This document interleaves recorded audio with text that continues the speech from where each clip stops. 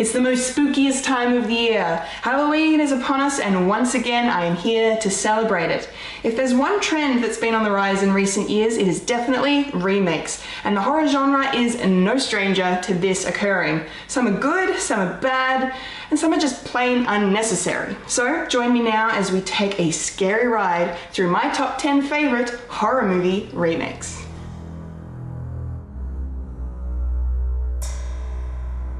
Number 10, House on Haunted Hill. The original movie came out in 1959 and starred none other than horror movie legend Vincent Price, so the remake had big shoes to fill. And while it didn't become as much of a classic as its predecessor, it still offered up plenty of scares and eccentric entertainment. The updated version, released 40 years later, sees Australia's own Geoffrey Rush play the same role Vincent Price did in the original film. They even gave his character the surname Price as an homage to him. The premise is the same as the original. Spend one night inside the house and walk away the next day a whole lot richer. That's only if you make it out alive, of course. Unlike the original, however, this haunted house is actually an abandoned asylum for the criminally insane where a whole host of atrocities occurred back in the 1930s. This really helps to up the scare factor, as while there aren't a lot of jump scares, there are plenty of gruesome visuals, blood, and malevolent spirits. Number 9, Quarantine. The first of 4 Hollywood adaptations of foreign horror films on my list, Quarantine is based on the Spanish creeper Wreck. In this adaptation, we follow a local Los Angeles reporter, played by Jennifer Carpenter of Dexter fame, as she shadows a group of firemen for one night. After hours of nothing, they suddenly get called out to an apartment building, not knowing that once inside, they weren't going to be able to leave. Stuck inside the building, they are quarantined with the deadly virus taking over the residents, killing them one by one. The found footage aspect of the film is what makes it work the best. If it had been shot in the usual style, it definitely wouldn't have been as effective. It adds to the realism of the story and scares the absolute crap out of you. Especially with the final minutes of the film all shot in night vision. Number 8, Carrie. Of all the remakes on this list, this one has to be the closest to the original. The 2013 version of Carrie plays out like an homage to Brian De Palma's 1976 chilling masterpiece. The only major differences come obviously with the modern day setting and the updated visual effects, which are used to their full potential. Chloe Grace Moretz does an outstanding job of filling the role that Sissy Spacek occupied so creepily in the original. She was the perfect choice for an updated Carrie, nailing the shy outsider while simultaneously crushing the terror she inflicts upon her peers and teachers at the prom. Julianne Moore's take on Carrie's God-fearing mother Margaret is simply unhinged. The Oscar winner disappears into her character, which makes for some truly unnerving scenes. As far as Stephen King adaptations go, for my money, this is one of the good ones. Number 7, Dawn of the Dead. I'm not really a huge fan of zombie movies, but this one never fails to delight me. Written by James Gunn and directed by Zack Snyder, this updated version of zombie master George A. Romero's 1978 classic packs a punch. The scares are well executed and the gore factor is turned up to 11. Snyder's zombies make for a terrifying horde that keep you on the edge of your seat. Gunn brings his now trademark humor to the script, particularly in the scene where the survivors are on the rooftop of the mall shooting at undead celebrities. I also love the way the film starts and the descent from normal life into complete apocalyptic terror. It is all executed so perfectly. And who doesn't love a swing version of Disturbed's hit Down with the Sickness? This Dawn of the Dead is an excellent and thrilling remake. Number 6, Evil Dead. I remember being a bit skeptical about this remake before I saw it. While Sam Raimi's Evil Dead is not necessarily a great film, there is absolutely no denying it is a cult classic. Its use of practical effects was great for 1981, and it is an excellent example of what can be achieved with an extremely low budget.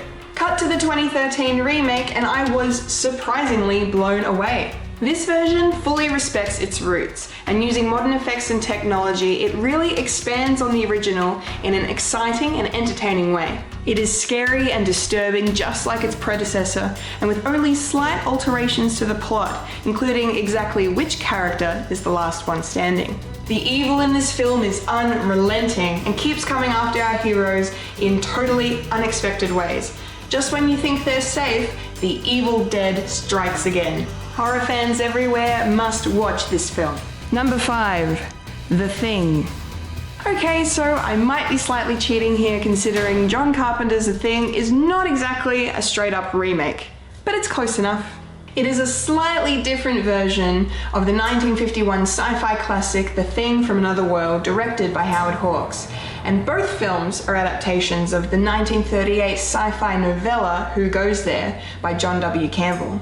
They all tell the tale of a group of researchers in either the Arctic or Antarctic who fall prey to a malicious alien life form. I really love the 1982 film. It has an amazing lead in Kurt Russell, some absolutely terrifying and remarkable special effects, and some nerve-wracking suspense. The psychological horror of not knowing which one of your group is the shape-shifting alien makes for some really intense scenes. And the way the film ends without any sort of closure, whilst frustrating, is completely brilliant. Number 4. The Texas Chainsaw Massacre. Another outstanding remake of one of the staples of Hollywood horror. The 2003 version of iconic director Tobe Hooper's 1974 original is super scary and just unhinged.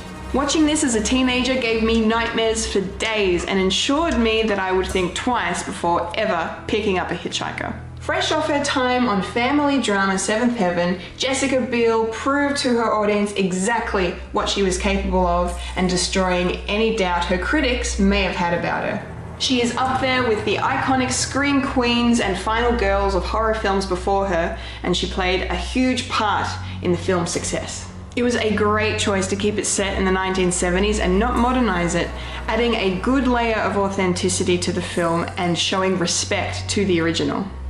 Leatherface is an iconic slasher villain that stays with you, and this remake assures you of that. Number 3. The Grudge. Of all the remakes of Japanese horror films, this has to be the one most faithful and respectful to the original, mostly due to sharing the same director. Takashi Shimizu added American characters to his story, but kept the setting in Japan, which added an extra layer of tension to the film. These new characters have to deal with living in a foreign world, on top of being terrorized by a vengeful spirit. Sarah Michelle Gellar brings her A-game as young nurse Karen Davis, who is trying to figure out exactly what went on in that house whilst trying to escape certain death. The ghosts in this story are quite possibly the scariest beings I have ever witnessed on screen. The way they move around and the beyond creepy noises that they make will keep you awake at night. Watch this one with the lights on or maybe during the day. They can't get you during the day, right? Right? Number 2. The Ring. This was the film that started the trend of J-horror remakes. Released in 2002, only 4 years after the original, Naomi Watts stars as a journalist who becomes fascinated with the circumstances surrounding the death of her niece. This leads her to a certain videotape, which then leads to your death in 7 days. The opening scenes, the videotape itself, and the climax of the film make for truly terrifying viewing. I love how Watts' character Rachel goes deeper and deeper with her research into the tape and its origins. Her investigation starts as a morbid hunt for a killer article and then evolves into a race against time to save her own life. The film's villain, Samara, is an iconic character of modern horror, a beautiful juxtaposition of a young, innocent-looking girl transformed into an evil entity. The Ring is a must-watch every Halloween. Honorable mentions. Not scared enough yet? Here are 3 more films filled with spooky goodness. Halloween. Rob Zombie's take on the John Carpenter classic doesn't really hold a candle to the original film, but it does offer us a different take of slasher legend Michael Myers. Half of the movie is spent diving into Michael's backstory as a child. We see him at school being bullied, and then we see him descend into the monster he was destined to become as he murders one of his tormentors and then turns on his family. Then the years pass, showing us Michael institutionalized, with Dr. Samuel Loomis, played by Malcolm McDowell, attempting to rehabilitate his depraved mind. The film definitely feels split into two due to this, as once we are finally introduced to modern-day Laurie Strode and her high school friends, I had to wonder if I was still watching the same movie. Nevertheless, it is still a decent horror flick, with Zombie bringing his trademark directing skills.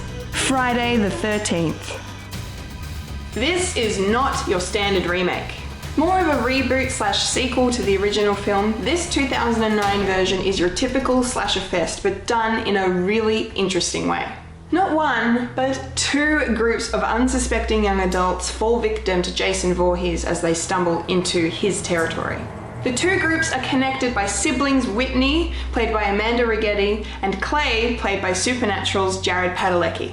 Clay is searching for Whitney after she goes missing and is presumed dead, and gets caught up in the middle of Jason doing what Jason does best. The film does well with its scares, blood and gore, and I thoroughly enjoyed this iteration of Jason and the entertaining cast of characters. The film also pays a very nice homage to the original during its final scene, making it worth your time. Let Me In. This creepy noir vampire flick was remade from the Swedish film Let the Right One In, and stars the ever-talented Chloe Grace Moretz in her second appearance on my list. The story follows our protagonist Owen, played by Aussie star Cody Smith McPhee, as a bullied outsider at high school. When the mysterious Abby, played by Moretz, moves in next door, the two form an immediate bond despite her hesitation. But Abby is no ordinary girl. Moretz brings a lovely vulnerability and darkness to her portrayal of Vampire Abby, which is fascinating to watch. This film is a vampire story like no other. It's almost a coming-of-age story in a way, filled with first love, teen angst, and awful high school bullies. Planet of the Apes director Matt Reeves shows off his expertise with some beautiful and stark imagery that perfectly complements the unsettling nature of this story. And my number one favorite horror movie remake is It. Of course, it wasn't going to be any other film. This remake, or readaptation if you will, is pure chilling perfection, and it's only the first part. Based on the iconic Stephen King novel, It tells the story of a group of kids known as the Losers Club who are being tormented by an evil being known as Pennywise the Dancing Clown. The movie is visually stunning, capturing the essence of the 1980s and capitalizing on the current nostalgia craze filling pop culture. It is also completely terrifying. The scares in this film will keep you up at night, with the mixture of practical and visual effects proving very effective in frightening its audience. Bill Skarsgård gives an otherworldly performance as Pennywise, really embodying the terror and pure evil that radiates within every frame he is on screen.